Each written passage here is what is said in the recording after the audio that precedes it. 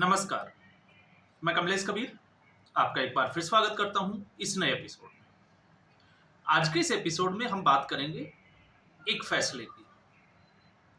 आज जब संसद का सत्र शुरू होने वाला है, उसी वक्त एक खबर आती है सुप्रीम कोर्ट से, और खबर यह है कि मुंबई ब्लास्ट के जो आरोपी थे, जिसमें 5 आरोपी जिनको फांसी की सजा हुई थी और बाकी 6 से 7 लोग ऐसे थे जिनको आजीवन कारावास हुई। अब सभी आरोपियों को बरी कर दिया गया है, और बरी क्यों किया गया है उसके पीछे अगर सुप्रीम कोर्ट की टिप्पणी देखेंगे तो टिप्पणी है सबूतों के अभाव। अब यहां पर जब हम इस फैसले की बात करते हैं तो एक जो इकोसिस्टम है उसमें खुशी की लहर है, और वो इकोसिस्टम खुश क्यों है हम उसकी भी बात करेंगे, लेकिन साथ में हम बात करेंगे भारत की न्याय प्रणाली। यहां पर हम किसी की, चाहे वो सुप्रीम कोर्ट हो, हाई कोर्ट हो या सेशन कोर्ट के किसी जज के ऊपर टिप्पणी करने के बजाय हम बात करने वाले हैं न्याय प्रक्रिया की, और न्याय प्रक्रिया के दोहरे रवैये की भी हम इसमें जो है वो बात करेंगे। तो सवाल क्या है, पहले तो आप उसको थोड़ा सा समझ लीजिए। 11 जुलाई 2006 को मुंबई ब्लास्ट होता है। ट्रेन के 7 बोगियों में आप कह सकते हैं कि बम फोड़े जाते हैं, या कुकर बम जो है उनका इस्तेमाल किया जाता है। लगभग 189 लोगों की मौत हो जाती है और 850 के आसपास 824 लोग घायल हो जाते हैं। उसके बाद में अगले 90 दिन में जो कार्रवाई होती है, कुछ लोगों को पकड़ा जाता है, जिसमें से 13 लोग जो है जिनका कनेक्शन सीधे तौर से पाकिस्तान से होता है। 2015 तक, 2006 से आप उस पीरियड से देखिए, वहां से लेकर 2015 तक मकोका चलता है, और जब ट्रायल कोर्ट में इनका जो जिसको हम कहें कि मुकदमा चलता है, उसके बाद में 2015 में फैसला आता है जिसमें 5 लोगों को फांसी की सजा दी जाती है। अब यहां पर मैं नाम लेकर बता रहा हूं आपको कि ये 5 लोग कौन थे। अब आप इसको हिंदू मुस्लिम से जोड़कर नहीं देखें, ये मेरी जो है वो गुजारिश है। क्यों नहीं देखें? क्योंकि यहां पर एंगल जो है वो हम हिंदू मुस्लिम का नहीं, हम न्याय प्रक्रिया और इकोसिस्टम का जो है उसका बात करने वाले हैं। 5 लोगों की अगर हम बात करें जो ट्रायल कोर्ट के दोषी थे 2015 में, बिहार के कमल अंसारी, मुंबई के मोहम्मद फैजल अताउर रहमान, इसके अलावा ठाणे के एहतसाम कुतुबुद्दीन सिद्दीकी, सिकंदराबाद के नवीद हुसैन और महाराष्ट्र जलगांव के आसिफ खान, इन 5 लोगों को फांसी की सजा दी जाती है। इसके अलावा तनवीर अहमद, मोहम्मद इब्राहिम अंसारी, माजिद मोहम्मद सैफी, शेख मोहम्मद अली आलम शेख, जमीर अहमद लतीउर रहमान, इसके अलावा जुहेल मोहम्मद शेख और मारगूब अंसारी, इन लोगों को आजीवन कारावास की सजा दी जाती है। अब ऐसे में 2015 के बाद में ये लोग जाते हैं बॉम्बे हाई कोर्ट की तरफ, बॉम्बे हाई कोर्ट का रुख करते हैं, और अब जो 9 साल में जो चीजें बदली, 9 साल बाद में अब कोर्ट का फैसला ये आया है, जिसके जज है अनिल किलोर और श्याम चांडक, उनकी बेंच ने इसकी सुनवाई की। 2023-24 में ये मामला जो है उसकी सुनवाई नहीं हो पाई, लेकिन उसके बाद 6 महीने तक लगातार इसके ऊपर सुनवाई की, और अब फैसला ये आया है कि ये इनको तुरंत जो है वो रिहाई देनी चाहिए, क्योंकि इनके खिलाफ सबूतों का अभाव है। तो फिर सवाल ये होता है कि आखिर 189 लोगों की मौत का जिम्मेवार कौन? आखिर 824 लोग जो इसमें घायल हुए, जो शायद जो है वो हम कह सकते हैं कि ऐसे लोगों के ऊपर या उनको न्याय मिलेगा, इसमें पिछले 2006 से लेकर 2025 तक आप सोच के मान के चलिए कि लगभग 20 साल होने को आए जो न्याय के इंतजार में थे। आखिर उनके न्याय का क्या होगा, और ये जिम्मेवारी किसकी है? अब जब हम बात करते हैं एटीएस की या महाराष्ट्र पुलिस की, तो महाराष्ट्र पुलिस ने आरोपियों को पकड़ा, फिर एटीएस का इसमें जो है वो सारी इन्वॉल्वमेंट आती है। तो फिर सवाल ये होता है कि आखिर ट्रायल कोर्ट के जो जज थे उन्होंने फैसला किस आधार पे दिया? अब दोनों में से एक पक्ष, बॉम्बे हाई कोर्ट या ट्रायल कोर्ट, या तो बॉम्बे हाई कोर्ट के जज जो है उनसे गलती हुई है, या फिर ट्रायल कोर्ट के जो जज थे उनसे गलती हुई है, तो उस गलती की सजा क्या है? और आखिर इन जजों को सजा क्यों नहीं होनी चाहिए? इसके ऊपर भी जो है वो सवाल खड़े होते हैं। और सवाल क्यों खड़े होते हैं? क्योंकि अगर ये आरोपी निर्दोष थे तो 20 साल जो इनके जीवन का अहम हिस्सा है जो जेल के अंदर खराब हो गया, उसके लिए जिम्मेवार कौन है? आप सोच के देखिए। और अगर ये दोषी है तो फिर हाई कोर्ट ने ट्रायल कोर्ट के जो जजों ने फैसला दिया उसको पलट क्यों दिया? आखिर उसका आधार क्या है?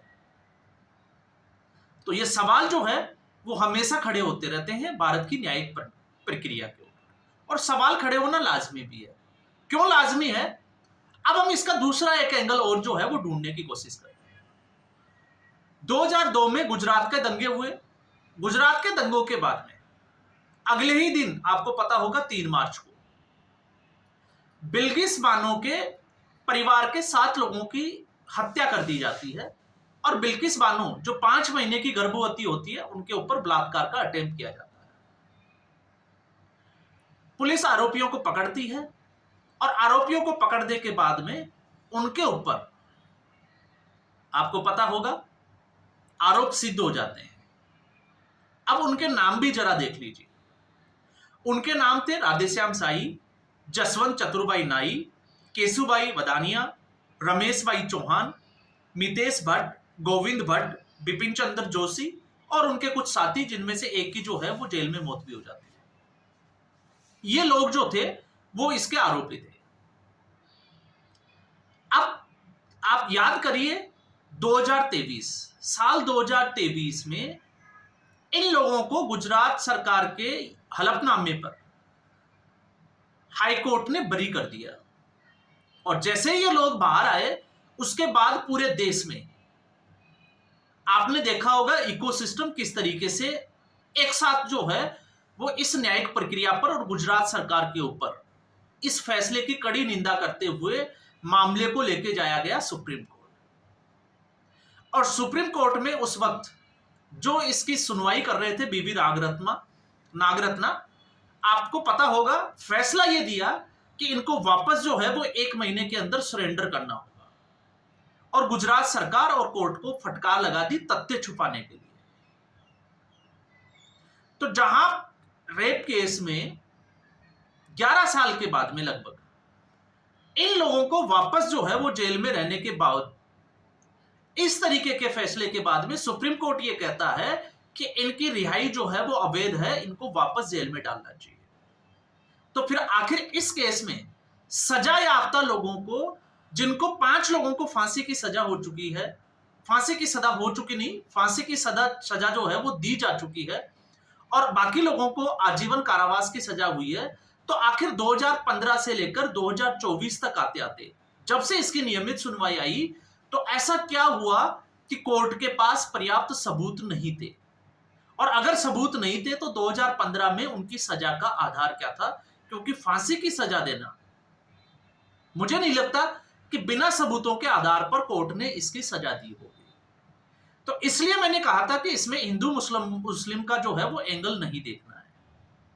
हमने बात जो है वो वास्तविकता की करनी है कि हमारी जो न्याय प्रणाली है वो किस तरीके से काम करती है, और आखिर ये इकोसिस्टम सेकुलरिज्म के नाम पर और सोशलिस्ट शब्द जो संविधान में जोड़ा गया उसके नाम पर कब तक जो है वो इस तरीके से लोगों के साथ भेदभाव करता रहेगा।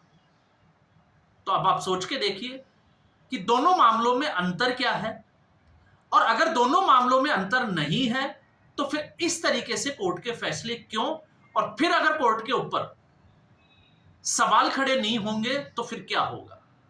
और दूसरा, अब इसके साथ आप एक चीज और जोड़ के देख लीजिए कि आखिर एक आतंकवादी हमला होता है, क्योंकि आतंकवादी घटना मानी जाएगी, और उस आतंकवादी हमले में 189 लोगों की मौत हो जाती है, तो उसका जिम्मेवार कौन है? और अब 20 साल बाद कोर्ट का जब यह फैसला आता है तो इसके लिए अब किन लोगों को गिरफ्तार किया जाएगा? क्योंकि 20 साल बाद ऐसा करना जो है वो मुमकिन तो नजर आता नहीं है। तो फिर इस स्थिति में कोर्ट के पास जवाब क्या है? लेकिन फिर भी हम कोर्ट के खिलाफ जो है वो एक शब्द नहीं बोल सकते। क्यों नहीं बोल सकते? क्योंकि आपको एक ताजा उदाहरण जो है वो आपको मिलेगा विकास दिव्य कीर्ति का। दृष्टि आईएएस जो कोचिंग क्लासेज देते हैं, उनका एक वीडियो जो है वो सोशल मीडिया पे वायरल होता है और उसके बाद अजमेर की कोर्ट में उनके खिलाफ मानहानि का केस दायर कर दिया जाता है। आखिर विकास दिव्य कीर्ति ने ऐसा क्या कहा था जिससे कि कोर्ट ऑफ कंटेम्प्ट जो है वो उसको माना जाए? तो इसलिए हम किसी भी जज के फैसले के ऊपर सवाल खड़े नहीं कर सकते, लेकिन भारत की जो न्यायिक प्रक्रिया है उसके ऊपर सवाल जरूर खड़े होते हैं। और सवाल क्यों खड़े होते हैं आप समझ सकते हैं कि आखिर कोर्ट में चलता क्या है। एक, इससे पहले ही हमने एक वीडियो में बात की थी कि 950 करोड़ के चारा घोटाले के मामले में एक सजा याफ्ता आरोपी और दूसरा उसके ऊपर अब एक नया कोर्ट का केस आया जिसमें आपको पता होगा भोपाल के जबलपुर का land for jobs Lalu Yadav की मैं बात कर रहा हूं। किस तरीके से जो है वो जब रेल मंत्री थे 2004 से लेकर 2009 के बीच में, तो नौकरी के बदले किस तरीके से उनके जो है वो जमीनें ट्रांसफर की गई, रजिस्ट्री करवा ली। और उसमें कोर्ट जब ये कहता है कि आपको प्रेजेंट होने की जरूरत नहीं है कोर्ट में, पेशी में व्यक्तिगत रूप से आपको छूट दी जाती है और मेडिकल आधार पर जमानत है, तो लालू यादव इतना बड़ा घोटाला करके कितने दिन जेल में रहा? और जिस आधार पर लालू यादव को जमानत दी गई मेडिकल आधार पर, तो क्या लालू यादव सार्वजनिक जीवन में या राजनीतिक जीवन में, क्योंकि राजनीतिक जीवन की जब हम बात करते हैं तो चुनाव तो नहीं लड़ सकता, लेकिन रैलियों में और चुनावी भाषण देने में या फिर राजनीतिक लोगों से मुलाकात करने के उनके फुटेज जो है वो लगातार सोशल मीडिया और न्यूज चैनल के ऊपर जो है वो वायरल होते हैं। तो आखिर आप कैसे मानोगे कि लालू यादव जो है वो बीमार है? और अगर यही आम आदमी के साथ होता तो क्या आम आदमी को मेडिकल के आधार पर इस तरीके की छूट दी जाती? तो मुझे लगता है कि आपका जवाब भी यही होता कि शायद नहीं दी जाती। तो फैसला आपका है कि कोर्ट जो है वो किस तरफ जा रहा है, और आखिर अगर यही रवैया न्यायिक प्रक्रिया का रहा तो इस देश का भविष्य क्या है? जहां आपने देखा ऑपरेशन सिंदूर के दौरान पाकिस्तानी लोगों को बचाने के लिए कुछ लोग जो है वो इस इकोसिस्टम के कोर्ट में चले जाते हैं और कोर्ट उनको वापस डिपोर्ट करने के या जो उनका आदेश था देश से बाहर जाने का उसके ऊपर स्टे दे देता है। आखिर उसका आधार क्या है? तो आज के एपिसोड में बस इतना ही। उम्मीद करूंगा वीडियो एपिसोड आपको पसंद आया होगा। वीडियो को लाइक करें, शेयर करें, चैनल जरूर सब्सक्राइब करें। धन्यवाद।